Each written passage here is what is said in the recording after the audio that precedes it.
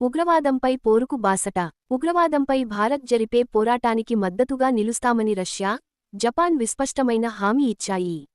జపాన్లోని రాజకీయ నాయకత్వం, విధాన నిర్ణేతలు, మీడియా, ప్రవాస భారతీయ వర్గం మన దేశానికి అండగా ఉంటామని భరోసా ఇచ్చాయి.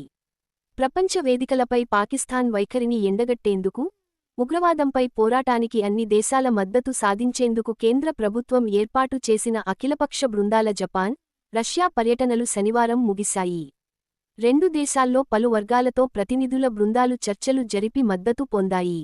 రష్యాకు వెళ్లిన బృందానికి డీఎంకే ఎంపీ కనిమొళి నాయకత్వం వహిస్తుండగా, జపాన్ వెళ్లిన బృందానికి జేడీయూ ఎంపీ సంజయ్ కుమార్ ఝా నేతృత్వం వహిస్తున్నారు. మరోవైపు కనిమొళి బృందం రష్యా నుంచి స్లోవేనియాకు వెళ్లింది. ప్రవాస భారతీయ కుటుంబాలతో టోక్యోలోని రాయబార కార్యాలయంలో భారత బృందం భేటీ అయింది. ఉగ్రవాదం పిచ్చి కుక్కలాంటిదని, దానికి పాకిస్తాన్ ప్రోత్సాహం అందిస్తోందని తృణమూల్ కాంగ్రెస్ ఎంపీ అభిషేక్ బెనర్జీ ఈ సందర్భంగా విమర్శించారు.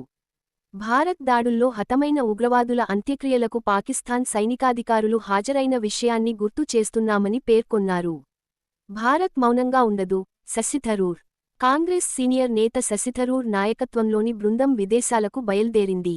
ఈ సందర్భంగా దేశం తరఫున గళం విప్పేందుకు వెళ్తున్నామంటూ ఓ వీడియోను ఆయన ఎక్స్లో పోస్టు చేశారు. ఉగ్రవాదులు పేట్రేగిపోతుంటే భారత్ మౌనంగా ఉండదనే సందేశం ప్రపంచానికి తెలియజేస్తాం అని అందులో పేర్కొన్నారు. భాజపా సీనియర్ నేత బైజయంత్ జే పాండా నేతృత్వంలోని భారత ప్రతినిధి బృందం శనివారం బహ్రెయిన్ చేరుకుంది. ఉగ్రవాదంపై భారత్ చేస్తున్న పోరాటాన్ని ప్రపంచ దేశాలకు తెలియజేస్తామని ఎన్సీపీ, శరద్ చంద్ర పవార్, ఎంపీ సుప్రియా సూలే తెలిపారు. ఖతార్, దక్షిణాఫ్రికా, ఇథియోపియా, ఈజిప్ట్